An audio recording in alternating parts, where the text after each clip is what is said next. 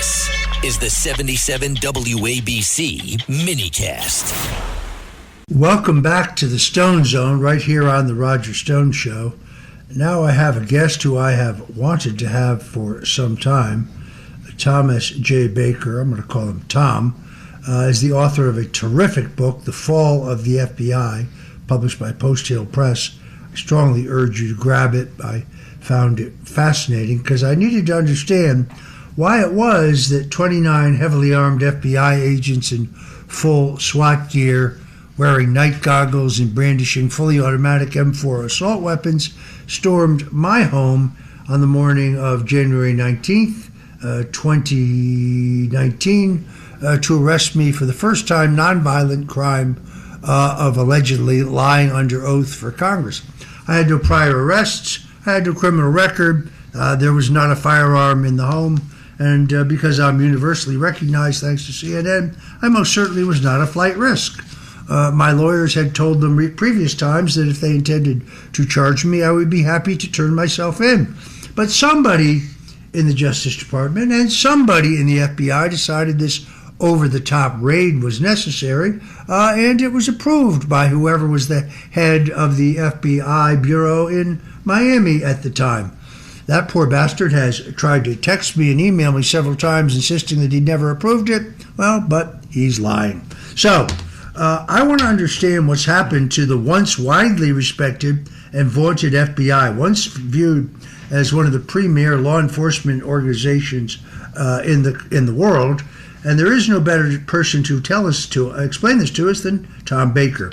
He served for over 33 years as an FBI special agent in a variety of leadership positions, dealing with terrorism and criminal challenges. He was the first FBI agent on the scene when there was an attempted assassination of President Ronald Reagan, a subject on which I'm about to finish a book.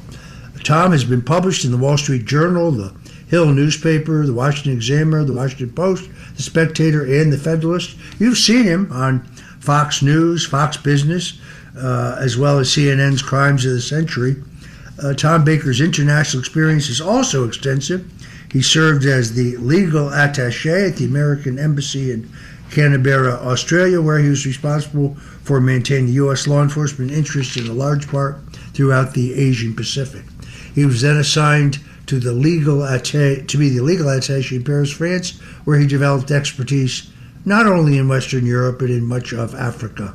It is a huge honor for me to have Tom Baker, who holds a bachelor's degree from Fordham, master's degree in public administration from John Jay College, and has successfully completed the senior command course at the Police Staff College in Bramshill, England.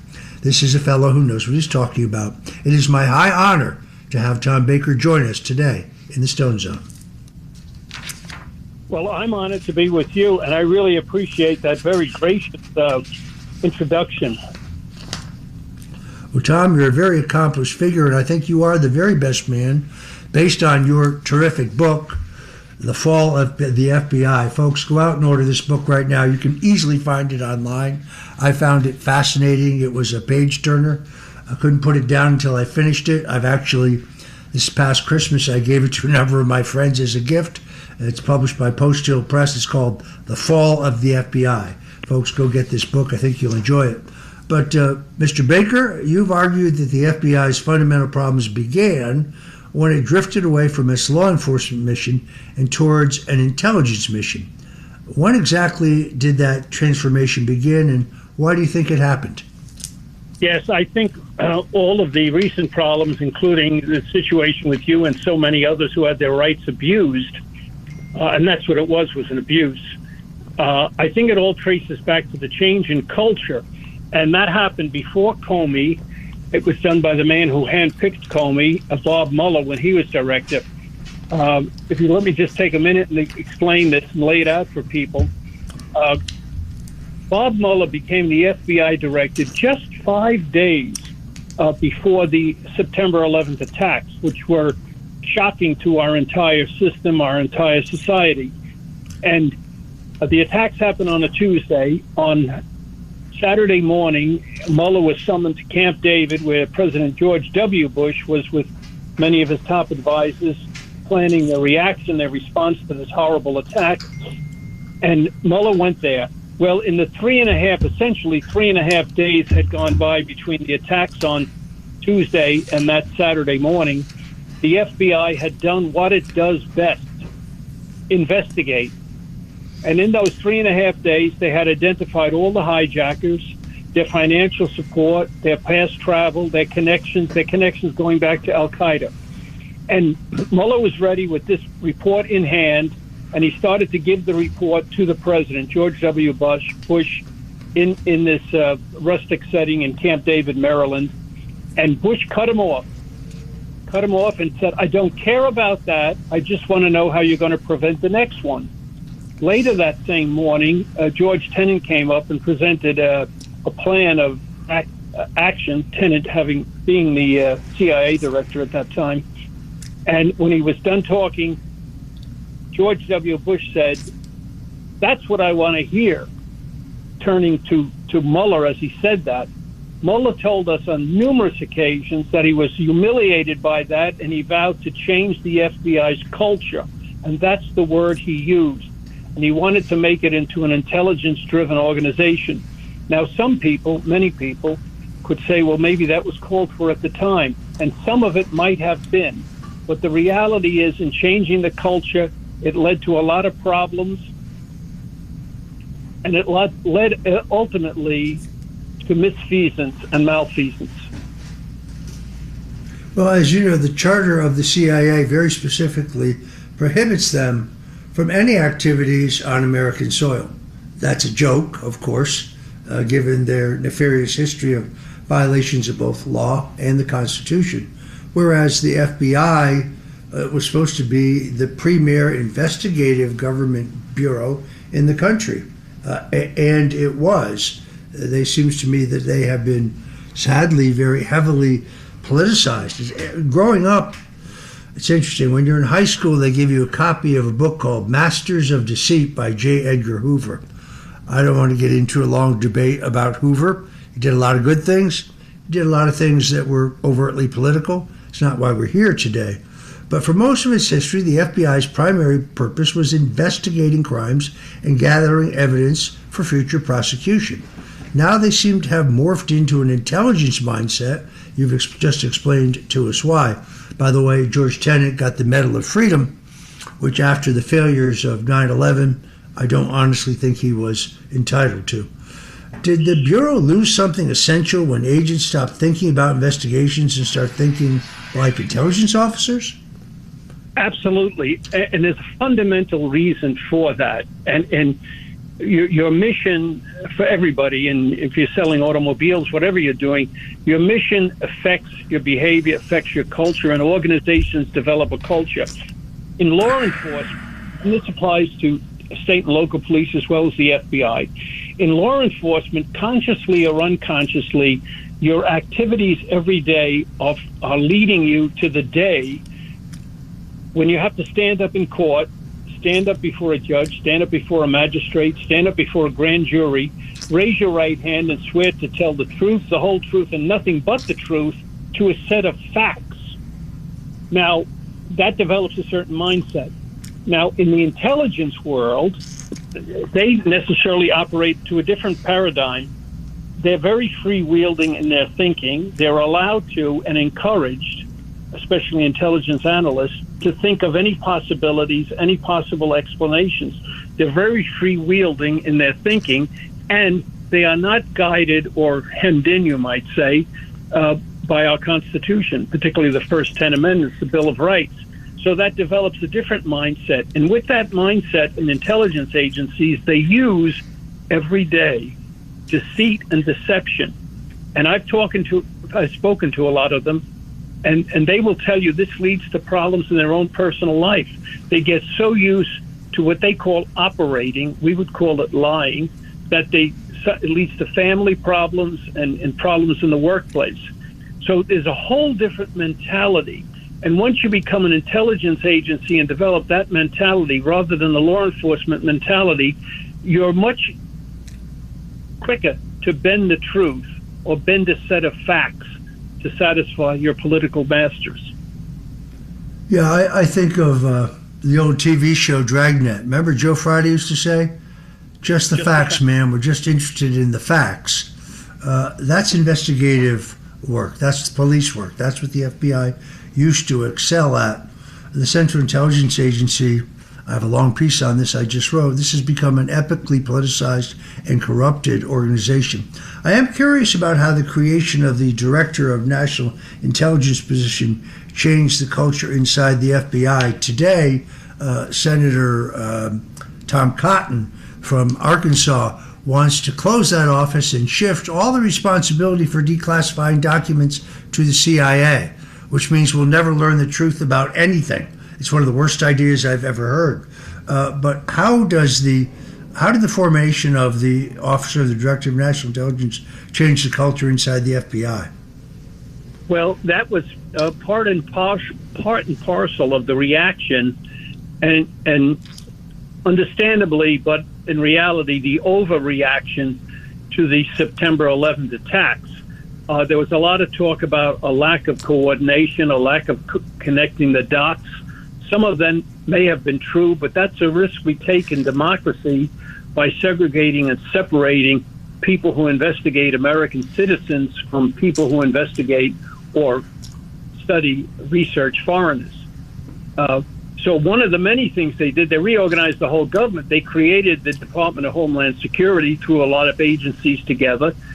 They created the Director of National Intelligence, which just created another layer. So you had the Director of National Intelligence over the Director of the FBI and the Director of the CIA and a dozen other agencies. So it created another layer going up and up and up.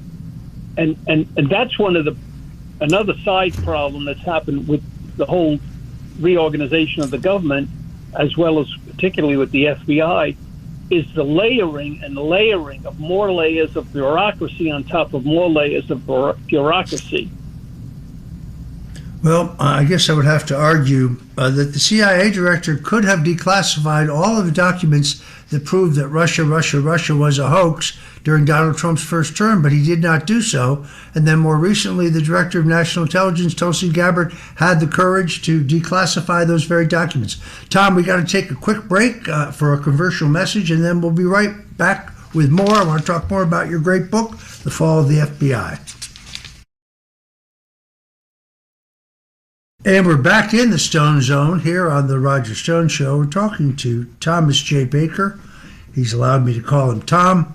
He's a 33-year veteran as a FBI special agent, has had a distinguished career in law enforcement. He's written a terrific book, The Fall of the FBI, published by Post Hill Press, which I really commend to you. And we've been talking about the shift of the FBI from being a investigative law enforcement organization to being, unfortunately, more of an intelligence gathering organization.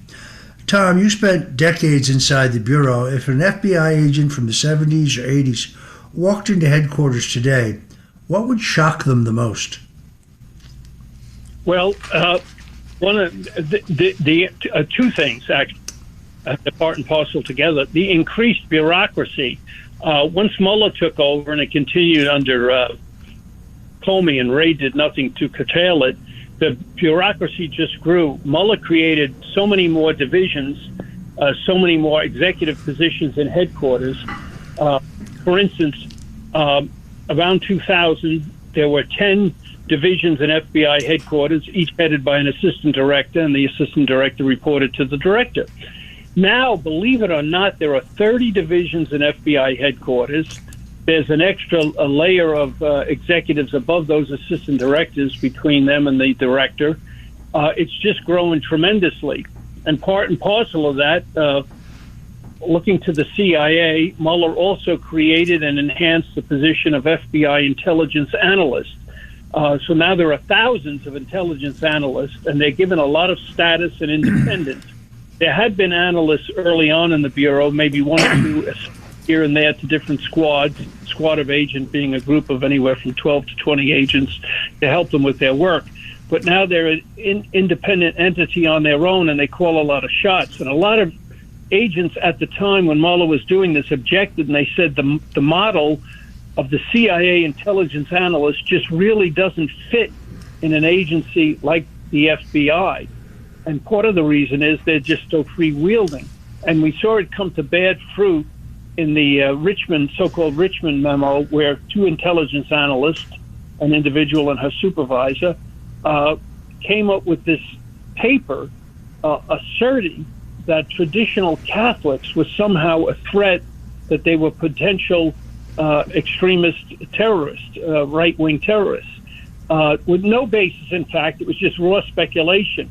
That would have never happened in the old Bureau. You had to have substantial predicate information for alleging or making an investigation on any U.S. citizens, even in domestic security cases. I think those are the biggest changes.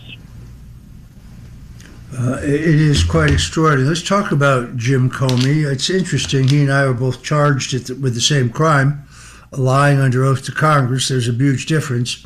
I was not guilty, but not allowed to prove that in a biased Soviet-style show trial in D.C.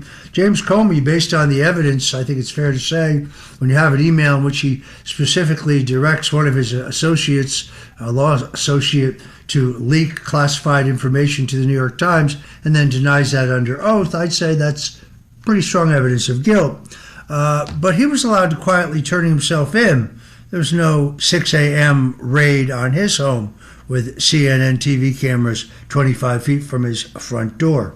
Comey presents himself as a defender of the institutional integrity of the FBI. Critics argue that he accelerated many of the trends that have damaged the Bureau's reputation. Tom, what is James Comey's true legacy? He has done more damage to the FBI and its reputation and to our country than any other FBI director ever. You alluded earlier to J. Edgar Hoover. As a lot of these issues that we are talking about and you're talking about started to break, Senator Leslie Graham, who was then chairing or was one of the prominent people on the Senate Judiciary Committee, at one hearing he said, and I quote him in my book, "James Comey has done more damage to the FBI than anyone since J. Edgar Hoover." And I assert that that's a very unfair comparison, because J. Edgar Hoover had almost a half century, 48 years, to do whatever damage he did do, whereas Comey, in just a couple of years, did irreparable damage. He initiated an investigation of a presidential campaign that ultimately became focused as an investigation of a president in May, after Trump was president for several months, and ultimately spilled over an investigation of a dozen, at least, American citizens, including yourself, without any sufficient predicate information. And he no probable cause. Never had a probable cause. Never. In Comey's own book, he admits the initiation of Crossfire Hurricane, the investigation of the Trump campaign, was based on a second-hand rumor that was related to a Trump campaign worker, fellow Papadopoulos, in London, by a diplomat in London. In a conversation they had, he related a second-hand rumor about quote-unquote dirt on Hillary Clinton. Based on that, he opened this investigation of presidential campaign. Now, that's outrageous. All right, I'm afraid we have to wrap it up there. I want to thank our friend Tom Baker and his book, The Fall of the FBI. Go out and order your copy today. We'll be right back.